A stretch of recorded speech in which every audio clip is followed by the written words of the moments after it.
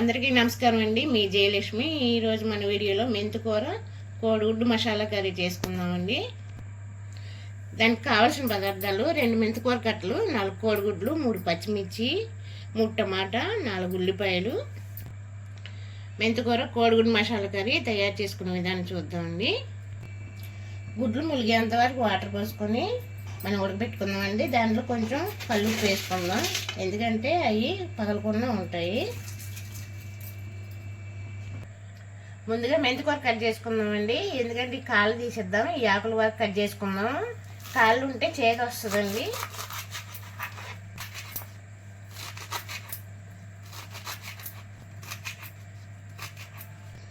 ఇలా సన్నగా కట్ చేసుకొని జల్లి గిన్నెలో వేసుకోవాలండి.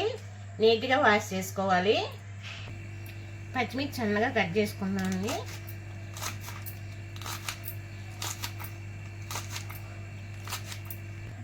దాంతోపాటు ఉల్లిపాయ కూడా కట్ చేసుకుందాం. సన్నగా కట్ చేస్తే తొందరగా వేగుతాయి.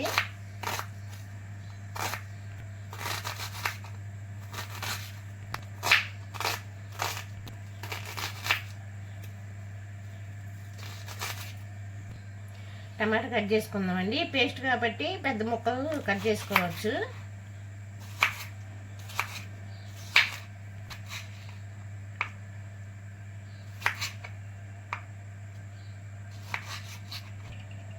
టమాటా పేస్ట్ చేసుకుందామండి.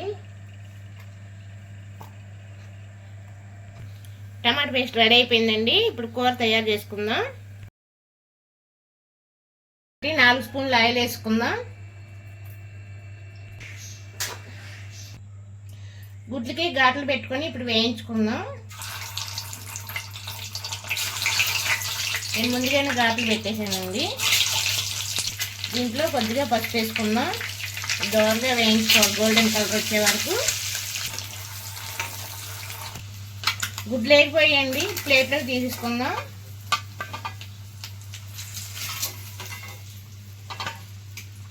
చూడండి ఎంత కలర్గా ఉన్నాయి. ఇట్లా వేయించుకుంటే టేస్ట్గా ఉంటుంది కూర.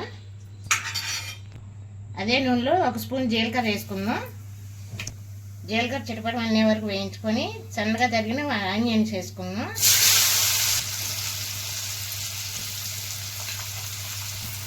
రుచికి సరిపడా ఉప్పు వేసుకుందాం.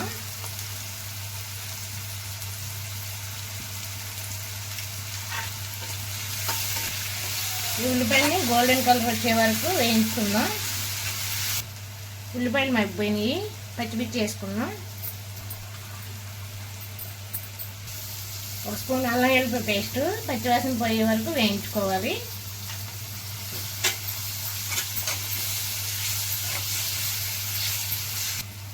ఒక స్పూన్ ధనియాల పొడి వేసేసుకుందాం. 1 స్పూన్ కారం, జీలకర్ర పొడి 1 స్పూను. ఇది మసాలా ఈ పచ్చివాసన పోయే వరకు వేయించుకుందాం. 1 పావు కప్పు వాటర్ పోసుకొని మగ్గించుకుందాం.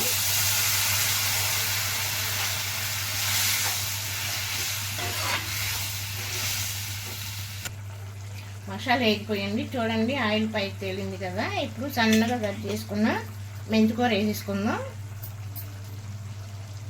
ఈ మెంతికూర కూడా బాగా మగ్గిపోవాలండి, పచ్చివాసన పోయే వరకు.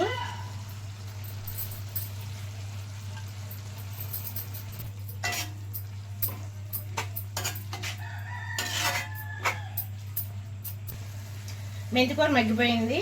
ఇప్పుడు టమాటా పేస్ట్ వేసుకుందాం. మీడియం ఫ్లేమ్లో మగ్గించుకుందాం మూత పెట్టి.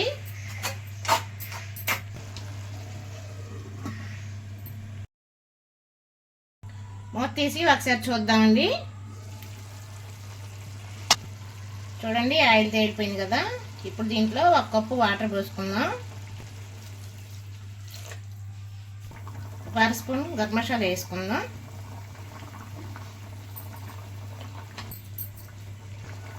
వేయించిన కోడిగుడ్లు వేసుకుందాం. 10 నిమిషాలు మూత పెట్టి ఉడికించుకుందాం.